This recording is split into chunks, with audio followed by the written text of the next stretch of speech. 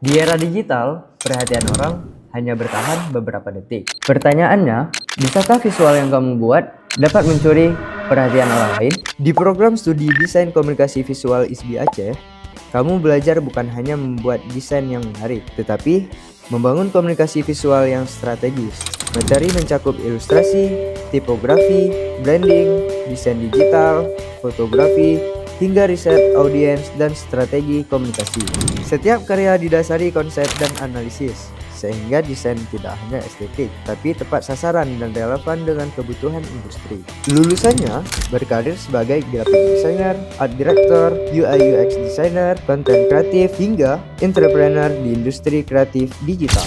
Kalau kamu ingin ide visualmu berkembang menjadi profesi yang nyata, ISBI Aceh memberi kesempatan kepadamu untuk menjadi profesional desain komunikasi visual.